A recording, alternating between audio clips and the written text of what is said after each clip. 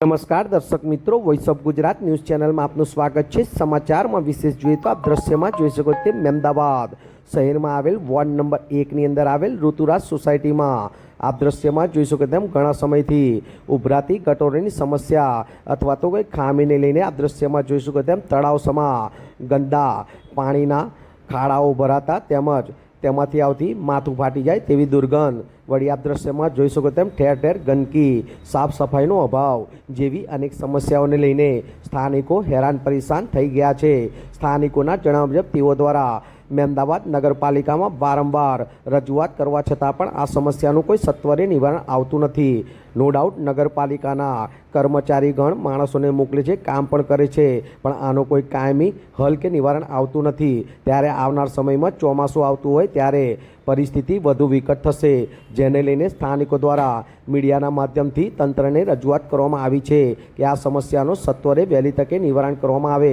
ત્યારે હવે જોવાનું રહ્યું કે તંત્ર દ્વારા ઋતુરાજ સોસાયટીમાં ઘણા સમયથી લોકો હેરાન પરેશાન થઈ રહ્યા છે અને ભારે હાલાકીનો સામનો કરવાની પરિસ્થિતિ સર્જાઈ છે।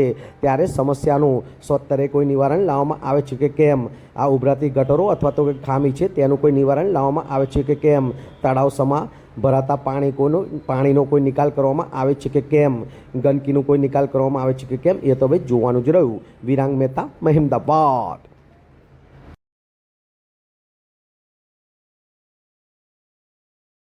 શું નામ છે, શું પરિચય છે આપનો? મારું નામ વિદ્યા છે અને હું રુદ્રા સોસાયટીમાં રહું છું ઘણા મહિનાથી, લગભગ 3 મહિના તો કે છે, પણ હું તો 3 મહિનાથી બી વધારે જ કહું છું, કારણ કે ઘણા ટાઈમથી આ તો નીકળેલું છે, લીકેજ થયા જ કરે છે અને આ લોકોનું દર વખતનું છે।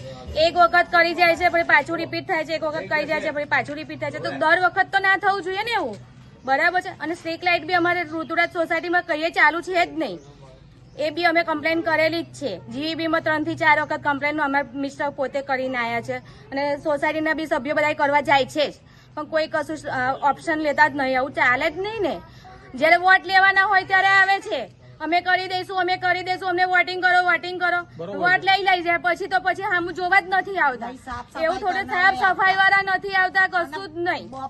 વિદ્યાબેન, આગળ કાર્યવાહી થશે અને ના થઈ તો તમારું શું કહેવું છે? કાર્યવાહી થાય તો બેસ્ટ છે અને જો ના થાય તો આજ પછી અમે વોટ કોઈ સોસાયટી વાળા આપીશું જ નહીં, કોઈ બી આવશે ઉપવાસ પર ઉતરી જઈશું નગરપાલિકા અમે કોઈ જ ઓપ્શનમાં લેશે તો સારું છે, નહીં ઓપ્શન લે તો પછી અમે ઓપ્શનમાં લઈશું, બરાબર છે, બાકી ચલવીશું તો નહીં જ તે। નામ છે, શું પરિચય છે આપનો? મારું નામ જય રામી છે, હું ઋતુરાજ સોસાયટીમાંથી અત્યારે વાત કરી રહ્યો છું। તમે જોઈ રહ્યા છો કે આ છેલ્લા 3 મહિનાથી આ ગટરમાંથી આ રીતે ગંદુ પાણી લીકેજ થઈ રહ્યું છે અને આગળ જો તમે તલાવ જેવું આખું થઈ ગયું છે। આ 3 મહિનાથી આ ઉનાળો હોવાના કારણે આ રીતે થોડું આ તો ઓછું પાણી દેખાય છે, બાકી આ જ પરિસ્થિતિ આમને આમ રહી અને આગળ જતા ચોમાસું આવશે ત્યારે એવી અહીંયા હાલત થઈ જશે કે કોઈને અહીંયાથી આવતા જતા બી નહીં ફાવે।